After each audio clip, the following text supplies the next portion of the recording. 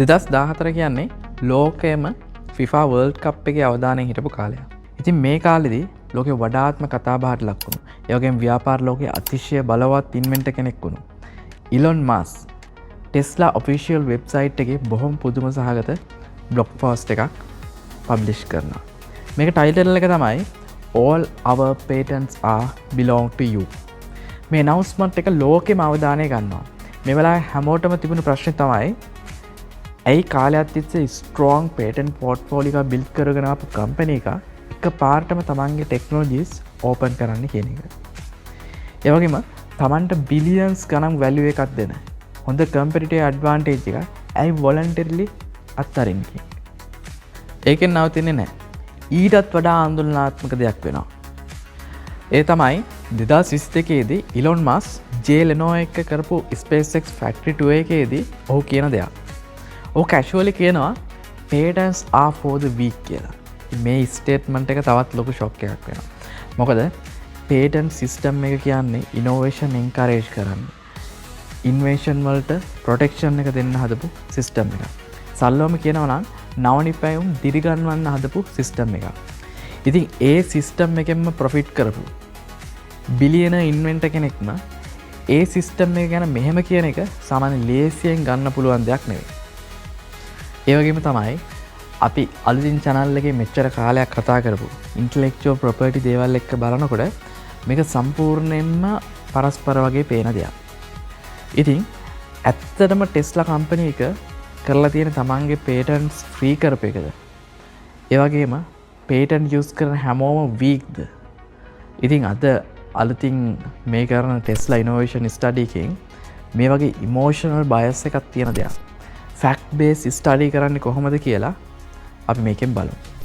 මේකෙන් ඔයාලට පුළුවන් වෙනවා බිස්නස් වර්ල්ඩ් එකේදී ටෙස්ලා කම්පැනි එක ඉන්ටෙලෙක්චුවල් ප්‍රොපර්ටි යූස් කරලා ඉන්ඩස්ට්‍රි එකම ඉන්ෆ්ලුවන්ස් කරපු හැටි. ඒ වගේම ඉලොන් මස්ක් කියපු කන්ට්‍රොවර්ෂල් ස්ටේට්ස්මන්ට් වල හරිම අර්ථය සහ ඒ දේවල් පිටුවස් තිබෙන රියල් බිස්නස් ස්ට්‍රැටජි එක මොකක්ද කියලා දැනගන්න. ඉතින් මේ කන්සෙප්ට් එක හරියට තේරුම් ගන්න නම් මුලින්ම අපිට පේටන්ට් එකක් කියන්නේ මොකක්ද කියන එක ක්ලියර් වෙන්න ඕන. සරලව කිව්වොත් පේටන්ට් බලපත්‍රයක් කියන්නේ ඔයාගේ අලුත් නිර්මාණයක් වෙන කෙනෙක් හදන එකෙන්, පාවිච්චි කරන එකෙන්, විකුණන එකෙන් හෝ ආනයනය කරන එකෙන් නීතිමය වශයෙන් වළක්වන්න දෙන අයිතියක්. ඒකෙන් ඔයාට ලැබෙන්නේ මොනොපොලි එකක් වගේ පවර් එකක්. හැබැයි ඒක නිකම්ම හම්බෙන්නේ නැහැ. ඔයාගේ ඉන්වෙන්ෂන් එක ගැන සියලුම ඩීටේල්ස් ඒ සබ්ජෙක්ට් එකේ දැනුමක් තියෙන කෙනෙක්ට තේරුම් ගන්න පුළුවන් විදිහට හෙළිදරව් කරන්න ඕන. සරලවම කිව්වොත් ඔයා අලුතින් නිර්මාණයක් ලෝකයට අඳුන්වලා දෙනවා. ඒ වෙනුවට ඔයාට తాවකාලිකව ඔයාගේ නිර්මාණයේ බුද්ධිමය දේපල අයිතිය හම්බ වෙනවා. මොකද මෙතන తాවකාලිකව කියලා කිව්වේ මේ ප්‍රොටෙක්ෂන් එක ඔයාට හම්බෙන්නේ අවුරුදු 20කට විතරයි. එතනින් පස්සේ ඕනම කෙනෙක්ට ඔයාගේ නිර්මාණය කිසිම බාධාවක් නැතුව හදන්න, පාවිච්චි කරන්න, විකුණන්න, සාරායනය කරන්න පුළුවන්. ඒ කියන්නේ ඔයාගේ පේටන්ට් එක අවුරුදු 20කින් පස්සේ පබ්ලික් ඩොමේන් එකට වැටෙනවා. අනිත් දේ තමයි ඔයාට ඔයාගේ පේටන්ට් එකේ අයිති අවුරුදු 20ක් පුරාවට තියාගන්න නම් ඔයා රිනිවල් ෆී එකක් අවුරුද්දක් ගානේ ගෙවන්න ඕන. තව වැදගත් දෙයක් තමයි පේටන්ට් එකක් වළංගු වෙන්නේ ඒක ගත්ත රටට විතරයි. උදාහරණයක් විදිහට ඔයාගේ නිර්මාණයට ලංකාවේ පේටන්ට් එකක් තිබුණාට ඔයාට වෙන රටක කෙනෙක් ඒක හදන එකෙන් වළක්වන්න බෑ. ඊළඟ කාරණාව ගොඩක් වැදගත් වගේම ගොඩක් අය වැරදියට වටහා ගන්න තැන. පේටන්ට් එකෙන් හම්බෙන්නේ ඔයාට ඔයාගේ නිර්මාණය හදන්න පුළුවන් කියන අයිතිය නෙවෙයි. අනිත් අය හදන එකෙන් වළක්වන්න පුළුවන් අයිතිය. ඒ කියන්නේ නෙගටිව් එක්ස්ක්ලූසිව් රයිට් එකක්. මේක එකපාරටම පොඩ්ඩක් අපහැදිලි වෙන්න පුළුවන්. අපි උදාහරණයක් ගත්තොත් හිතන්න ඔයා රබර් ටයර් එකකට අලුතින් ට්‍රෙඩ් පැටර්න් එකක් හදලා ඒකට පේටන්ට් එකක් ගන්නවා. හැබැයි ටයර් එකට වෙන කෙනෙක්ට පේටන්ට් එකක් තියෙනවා නම් අන්න එතනදී ඔයාට පේටන්ට් එකක් තිබුණාට ඔයාගේ ට්‍රෙඩ් පැටර්න් එක යූස් කරලා ටයර් එකක් මැනුෆැක්චර් කරන්න ලීගල් රයිට් එකක් නැහැ. ඔයා එහෙම මැනුෆැක්චර් කරන්න නම් අර ටයර් එකේ පේටන්ට් එක තියෙන කෙනාගෙන් අවසර ගන්න ඕන. හැබැයි ටයර් එක අයිති කෙනා හරි එහෙම නැත්නම් වෙන කෙනෙක් හරි ඔයාගේ ට්‍රෙඩ් පැටර්න් එක යූස් කරන්න හදනවා නම් අන්න ඒ වෙලාවට ඔයාගේ පේටන්ට් එකෙන් ඒ අය ඔයාට බ්ලොක් කරන්න පුළුවන්. ඉතින් මේ හේතුව නිසා තමයි පේටන්ට් එකකින් හම්බෙන රයිට් එක නෙගටිව් එක්ස්ක්ලූසිව් රයිට් එකක් වෙන්නේ. ඒක නිසා ඔයාට පේටන්ට් එකක් තියෙනවා කියලා ඔයාගේ ඉන්වෙන්ෂන් එක හදලා මාකට් එකට දාන්න ඔයා ඔටෝමැටිකලිම සේෆ් වෙන්නේ නැහැ. මාකට් එකට යන්න කලින් freedom to operate එහෙම නැත්නම් FTO search එකක් කරලා ඔයා තහවුරු කරගන්න ඕනේ. ඒ කියන්නේ ඔයා ඩෙවලොප් කර ප්‍රොඩක්ට් එක මාකට් එකට දැම්මොත් වෙන කාගේ හරි existing patent එකක් infringe වෙනවද කියලා ඔයා check කරන එක. මේකෙන් ඔයාට legal risk තියනවද කියලා බලලා එහෙම තියෙනවා නම් ඒ අදාළ patent ownerකින් license එක ගන්න පුළුවන්. ඒ කියන්නේ නීතිමය අවසරය ගන්න පුළුවන්. එහෙම නැත්නම් Tesla company එක කරා වගේ strategy එක වෙනස් කරන්න පුළුවන්. අනිත් වැදගත්ම දේ තමයි patent එකක් ගන්න නම් novelty, inventive steps සහ industrial applicability කියන දේවල් තුන තියෙන්න ඕන. මෙතනින් වැදගත්ම දේ තමයි novelty එක. ඔයා patent එකක් apply කරන්න කලින් ඔයාගේ invention එක public කරලා තිබුණොත් novelty එක නැති වෙන්න පුළුවන්. මොකද ඒක දැනටමත් public domain එකට ගිහින් නිසා. ඒ නිසා patent එක apply කරනකම් social media, articles, research papers වල publish නොකර ඉන්න එක වඩාත්ම වැදගත්. හැබැයි ඔයාගේ අරමුණ වෙන්නේ ටෙක්නොලොජික ලෝකෙට ෂෙයා කරන එක නම් මේ ෂෝ එක එච්චර වැදගත් වෙන්නේ නැහැ. අවසාන දේ තමයි patent එකක නිතරම risk එකක් තියෙනවා. ඒක තමයි ඔයාට ඔයාගේ නිර්මාණයට patent එකක් හම්බෙලා තිබුණත් ඔයා patent එක apply කරන්න කලින් ඒ ටෙක්නොලොජි එක තිබුණා කියලා වෙන කවුරු හරි prove කළොත් ඔයාගේ patent එක invalidate කරන්න පුළුවන්. ඉතින් මේක ඕනම වෙලාවක වෙන්න පුළුවන් දෙයක්.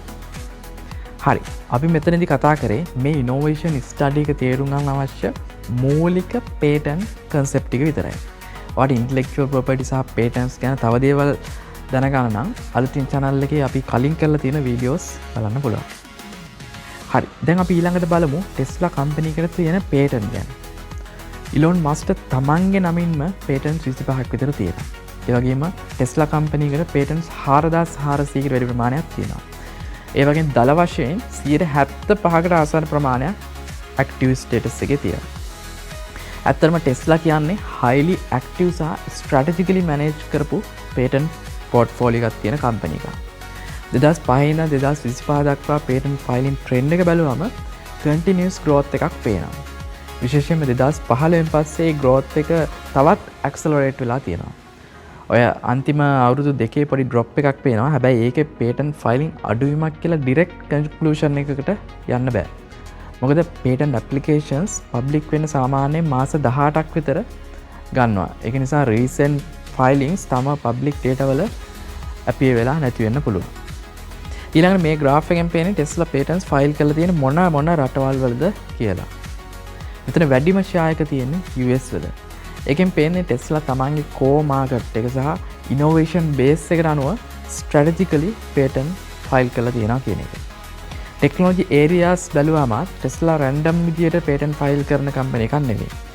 වැඩිම focus එක තියෙන්නේ energy generation and storage, battery technology, autonomous vehicles, charge systems, manufacturing automation වගේ future defining areas වල. ඒ කියන්නේ Tesla patent portfolio එක focus වෙලා තියෙන EV industry එකේ next wave එකට directly impact කරන්න පුළුවන් technologies වල. අනිත් companies එක compare කරද්දී Tesla portfolio එක size එකෙන් ටිකක් small වුණා. ඒක weak portfolio එකක් නෙවෙයි. ඒක highly concentrated, highly value strategic portfolio එකක්. සරලවම කිව්වොත් Tesla patent වල strength එක තියෙන්නේ patent quantity එකේ නෙවෙයි. patent quality එකේ. ඒ නිසා මේ දේවල් ඔක්කොම කන්සිඩර් කරලා බැලුවම Tesla කියන්නේ patent system එක රිජෙක්ට් කරන company එකක් කියලා පේන්නේ නැහැ. ඒක තමන්ගේ IP strategically use කරන future technologies වලට smartly position වෙන company එකක්. හරි, අපි දැන් කතා කරන්න යන්නේ Tesla patent story එකටත් වඩා ලොකු concept එකක් ගැන. ඒක තමයි companies වලට මේ එකිනෙකාගේ patents මෙච්චර වැදගත් වෙන්නේ ඇයි? සහ Tesla company එක patents open කරනවා කියන එක industry එකට මෙච්චර impact එකක් වෙන්න හේතුව මොකක්ද? මෙතන වැදගත් concepts තුනක් තියෙනවා. පළවෙනි දේ technology dependency එක. EV industry එකේ වුණත්, smartphone industry එකේ වුණත් company එකක් තමන්ගේ product එක develop කරනකොට වෙන company එකක් already patent කරලා තියෙන technology එකක් ඕන වෙන්න පුළුවන්. ඒ වෙලාවට companies කරන දෙයක් තමයි ඒ patent එක මෙලදී ගන්න එක හරි license කරන එක හරි. මේ license එකක් කියන්නේ ඒ patent එකෙන් protect වෙලා තියෙන technology එක තමන්ගේ product එකට legally use කරන්න අයිතිය ගන්න එක. මේක කම්පනි දෙකක් අතර වෙන බයිලැටරල් ඩීල් එකක් වෙන්නත් පුළුවන්. එහෙම නැත්නම් කම්පනිස් කීපයක් අතර වෙන කම්ප්ලෙක්ස් නෙට්වර්ක් එකක් වෙන්නත් පුළුවන්. හිතන්න A කියලා කම්පනි එකක ටෙක්නොලොජි එක BCD කියන කම්පනිස් වලට ඕන වෙනවා. ඒ වගේම BCD වල ටෙක්නොලොජිස් A කම්පනි එකටත් ඕන වෙනවා. මෙන්න මෙතනින් තමයි ක්‍රොස් ලයිසන්සිං කියන කන්සෙප්ට් එක එන්නේ. මේක සරලවම ඔයාගේ ටෙක්නොලොජි එක මට ඕන සහ මගේ ටෙක්නොලොජි එක ඔයාට ඕන කියන එක්ස්චේන්ජ් එකක්. දෙවෙනි දේ ලීගල් රිස්ක් එක. හිතන්න කම්පනි එකක් වෙන කම්පනි එකක පේටන්ට් එකක් පර්මිෂන් නැතුව යූස් කරනවා කියලා. එහෙම වුණොත් ඒක ලොකු ලීගල් ඉෂුව එකක් වෙන්න පුළුවන්. මේ වගේ ලීගල් ඩිස්පියුට් රිසෝල්ව් කරන ක්‍රම තියෙනවා. එක තමයි මීඩියේෂන්. ඒ කියන්නේ දෙපාර්ශ්වය නෙගෝෂিয়েට් කරලා විසඳන එකට. ඊළඟට ආබිට්‍රේෂන්. ඒ කියන්නේ තර්ඩ් පාර්ටි එකක් ඩිසිෂන් එකක් දෙන ක්‍රමයට. ඊළඟට ලිටිගේෂන්. ඒ කියන්නේ කෝට් එක මගින් මේ ප්‍රශ්නේ විසඳන එක. මේ ප්‍රොසෙස් එකේ ඒ කියන්නේ කෝට් කේසස් වලදී ටයිම් එකයි කොස්ට් එකයි වැඩි වෙනවා. විශේෂයෙන්ම ඉන්ටර්නැෂනල් කේසස් වලදී තවත් එක්ස්පෙන්සිව්. ඒ නිසා කම්පනීස් හැම වෙලාවෙම try කරන්නේ ලයිසන්ස් කරගෙන ඩිස්පියුට් අවොයිඩ් කරන්න. තුන්වෙනි දේ ecosystem and market readiness. හිතන්න ඔයා රිවොලියුෂනරි ටෙක්නොලොජි එකක් ඉන්වෙන්ට් කරලා පේටන්ට් එකක් ගත්තා කියලා. හැබැයි ඒක යූස් කරන්න අවශ්‍ය අනිත් ටෙක්නොලොජිස් මාකට් එකේ නැහැ. කස්ටමර් බේස් එකත් මේ ටෙක්නොලොජි එකට රෙඩි නැහැ. එහෙම වුණොත් ඔයාගේ පේටන්ට් එක ටෙක්නිකලි වැලියබල් වුණා කමර්ෂියලි වැලියු එක ලිමිටඩ් වෙන්න පුළුවන්. ඒකට හේතුව ඉකෝසිස්ටම් එක තාම රෙඩි නැති එක. මේකට හොඳ එක්සාම්පල් එකක් තමයි NACS North American Charging Standard එක.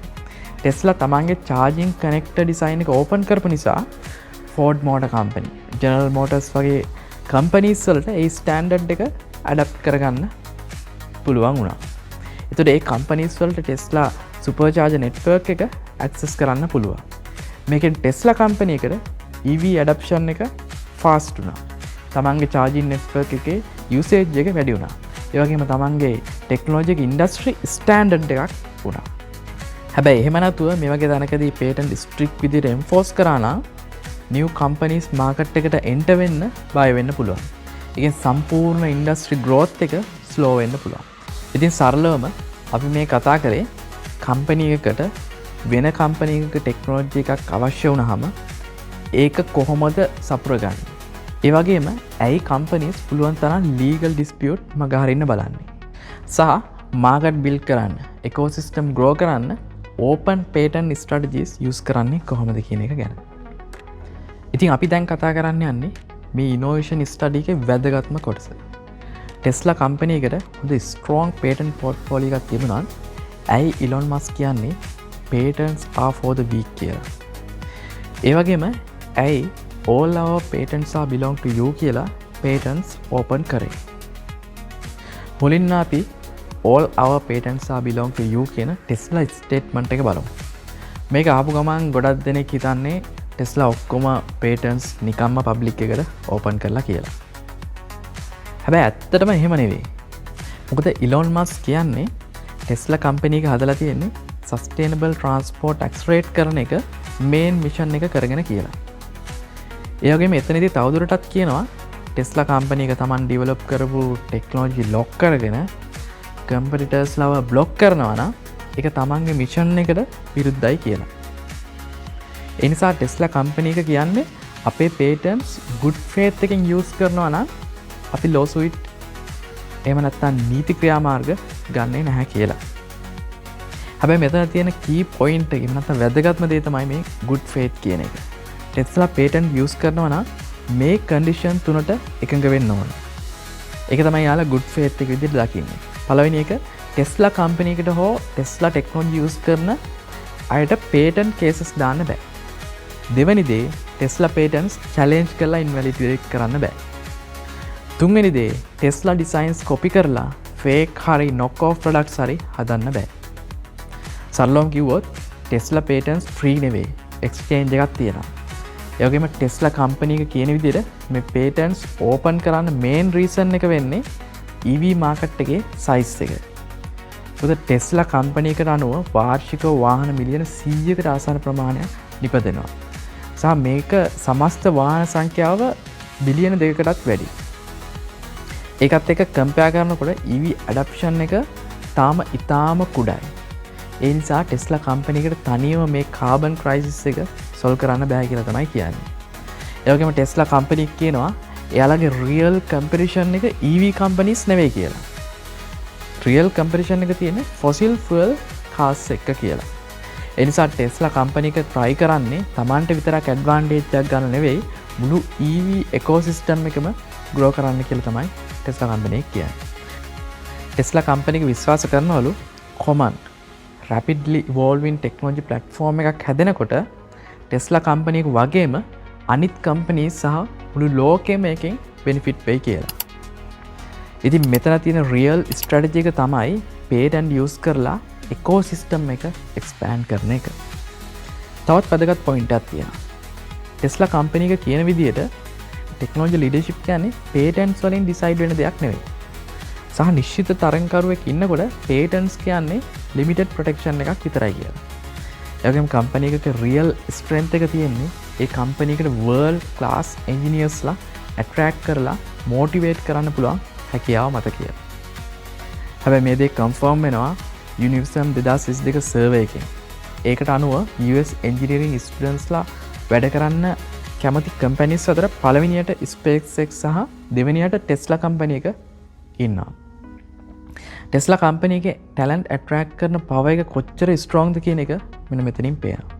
ඉතින් සරලවම කිව්වොත් Tesla company එක කරපු දේ තමයි ecosystem build කරන්න තමන්ගේ patents conditionally open කරපු එක. ඒක smart strategy එකක්. මොකද මේකෙන් public attention එක දිනා ගන්න පුළුවන්. brand perception එක improve වෙනවා. සහ industry එක expand වෙනකොට Tesla company එකට indirect advantage එකක් හම්බ වෙනවා. ඊළඟට බලමු patents are for the weak කියන controversial statement එක ගැන. Elon Musk කියනවා patents කියන්නේ innovation protect කරන tool එකක් නෙවෙයි කියලා. ඔහුට අනුව බොහෝ වෙලාවට ඒක use වෙන්නේ competitors ලව block කරන්න. ඔහු ඒක compare කරන්නේ යුද පිටියක තියෙන beam bomb වලට. ඒ කියන්නේ progress එක advance කරනවට වැඩිය අනිත් අය move වෙන එක slow කරන mechanism එකක් විදිහට. හැබැයි මේක ටිකක් complex දෙයක්. මොකද patent system එකට අනුව Elon Musk කියන දේ 100%ක්ම හරි නැහැ. හිතන්න ඉන්වෙන්ටර් කෙනෙක් අවුරුදු ගාණක් මහන්සි වෙලා ඉන්වෙන්ෂන් එකක් ඩෙවලොප් කරනවා. patent එකක් නැත්නම් වෙන කෙනෙක් ඒ අයිඩියා එක කොපි කරලා මාකට් එකට දාන්න පුළුවන්. ඉතින් එතනදි වෙන්නේ ඔරිජිනල් ඉන්වෙන්ටර්ට තමන් කරපු ඉන්වෙස්ට්මන්ට් එක රිකවර් කරගන්න බැරි වෙන එක. ඒක අර දිගටම ඉනෝවේෂන් කන්ටිනියු කරන්න තියෙන මොටිවේෂන් එකට බාධාවක් වෙන්න පුළුවන්.